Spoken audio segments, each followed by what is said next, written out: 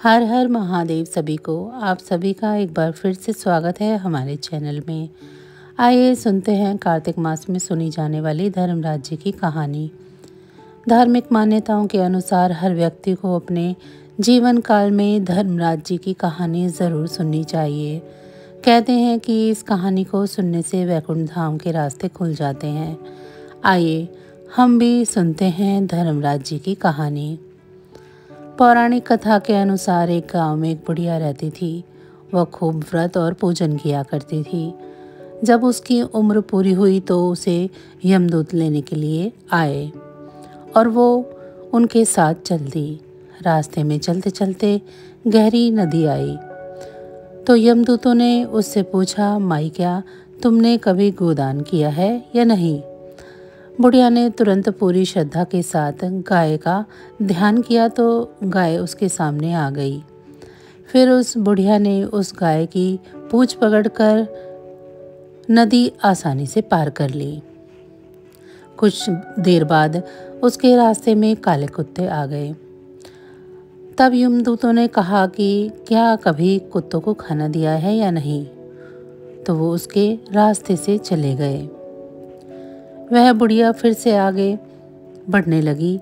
तब उसके रास्ते में कुएं आ गए तो यमदूतों ने बोला कि क्या तुमने कभी किसी ब्राह्मण की बेटी के सिर में तेल लगाया है या नहीं? बुढ़िया ने फिर ब्राह्मण की बेटी का ध्यान किया तो वो कुएं में वापस चले गए। अब आगे बढ़ने पर बुढ़िया के पैर में कांटे चुभने शुरू हो गए। यमदूतों ने बोला, क्या तुमने कभी खड़ाऊ या चप्पल दान किया है या नहीं?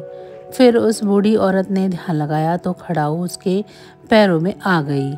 बूढ़ी औरत फिर से आगे बढ़ी तो चित्रगुप्त जी ने यमराज जी से कहा कि आप यहाँ किसे लेकर आए हो? तो यमराज जी ने कहा, बूढ़ी औरत ने दान पुण्य तो बहुत किए हैं लेकिन उन्होंने अपने जीवन में धर्मराज जी के लिए कुछ नहीं किया, इसीलिए आगे के द्वार इसके लिए बंद है। धर्मराज जी की सारी बातें सुनने के बाद बुढ़िया बोली, आप मुझे सिर्फ 7 दिन के लिए धरती पर वापस भेज दो।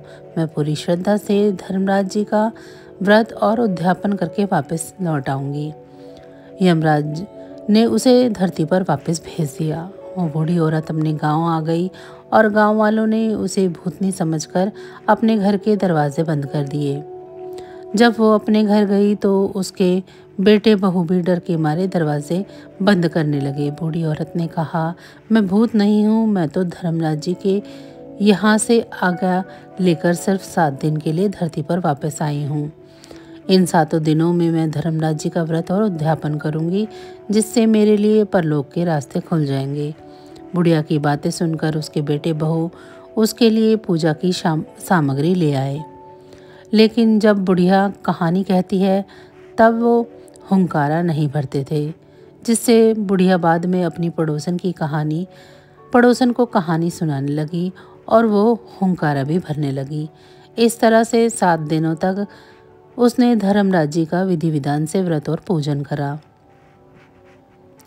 और उसके बाद उद्यापन करके धर्मराज जी बुढ़िया को लेने फिर आ गए। स्वर्ग से आए विमान को देखकर उसके बेटे बहू के साथ सारे गांव वाले भी स्वर्ग जाने को तैयार हो जाते हैं। बुढ़िया उनसे कहती है, तुम सब कहाँ तैयार हो रहे हो? मेरी कहानी तो सिर्फ मेरी पड़ोसन ने सुनी है, इसीलिए वही मेरे साथ जा सकती है। तब सारे गांव वाले उस बुढ़िया से यमराज जी की कहानी सुनाने का आग्रह करने लगे। तब बुढ़िया उन्हें भी कहानी सुना देती है। कहानी सुनाने के बाद गांव के सभी लोग विमान में स्वर्ग चले जाते हैं।